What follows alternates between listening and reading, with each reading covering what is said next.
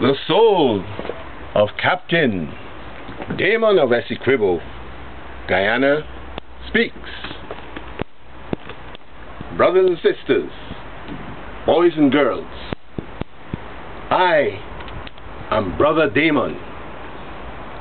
I am from Essequibo in Guyana, which in 1834 was known as British Guyana, BG. I was responsible for the first strike of free African workers in Guyana's legal history. I am also one of Guyana's national martyrs for freedom and liberation from African enslavement. You know about the great Governor Kofi of Berbice in 1763. You also know about Head Deacon Kwamena of Demerara in 1823. Guyana is a big country. It is 83,000 square miles. Look at the map of Guyana. There's Berbice, there's Demerara, and there's Essequibo. Guyana is bigger than England, and it is over 19 times the size of Jamaica.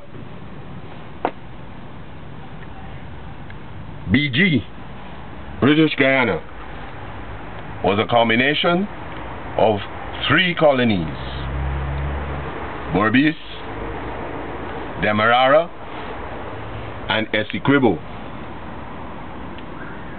The Essequibo River is a massive river. It has 365 islands in the river. The Amerindians said there were 365 islands. See an island in the Essequibo River shown here. The largest island is Hog Island, named after the English merchant Quentin Hogg. It is 25 square miles in area, larger than Bermuda. Berbice, Demerara, and Essequibo changed hands among the Dutch, the French, and the British governments. That's why many of the place names were Dutch. For example, Den Amstel, Wakenham, Zeelandia. Or French.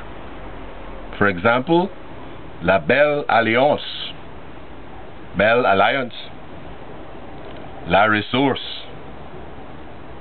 And English, of course. For example, Devonshire Castle and Richmond. Many of our people spoke Dutch, French, English, and our African nations' languages. I used to labor on the Richmond estate in Essequibo, in the Essequibo-Anna Regina region.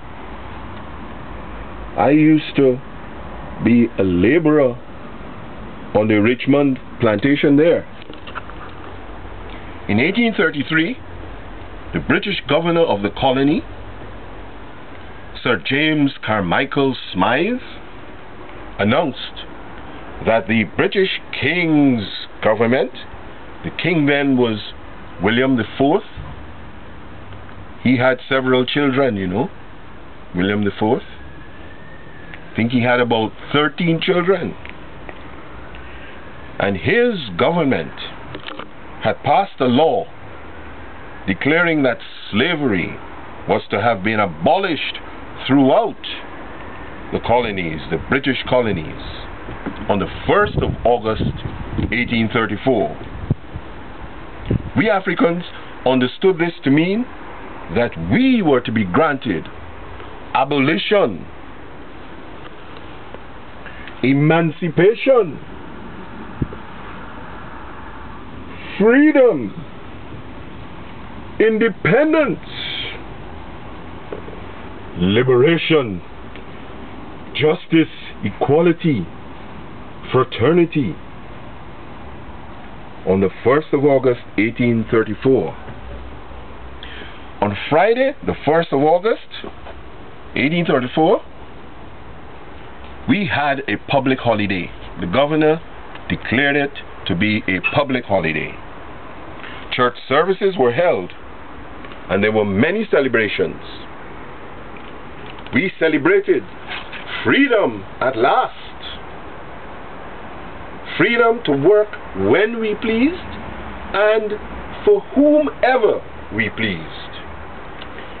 Guyanese planters received a massive amount of money, over £4 million compensation from the British government for the loss of our workforce of over 83,000 Africans.